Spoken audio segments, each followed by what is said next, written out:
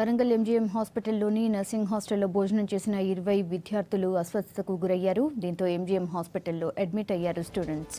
10 రోజులుగా సరైన ఫుడ్ పెట్టకపోవడంతోనే తాము అనారోగ్యం పాలయ్యామంటున్నారు.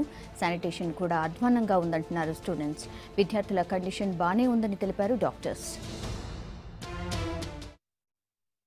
నుండి వాళ్ళకి కాంటాక్ట్ వాళ్ళండి, వాళ్ళు ప్రైవేట్ కాంట్రాక్టర్స్, వాళ్ళని చెక్ చేస్తూనే ఉన్నాము. వాళ్ళకి కుక్స్ లేక సఫర్ అవుతున్నారు. ఈ 2 రోజులలో కుక్స్ తెచ్చుకుంటా అని చెప్పి అన్నారు.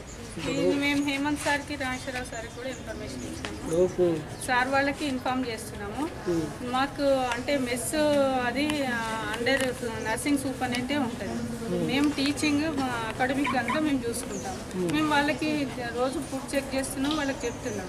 అధికారులు కూడా స్పందించి కుక్స్ని ఇస్తామని చెప్పి అన్నారు.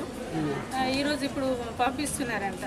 అది రోజు బాగానే ఉంటుంది కానీ 2 డేస్ నిన్ననే ఈరోజే మార్నింగే కొంచెం అది మాడిపోయింది, అంతే బాగా ఇదైపోయింది.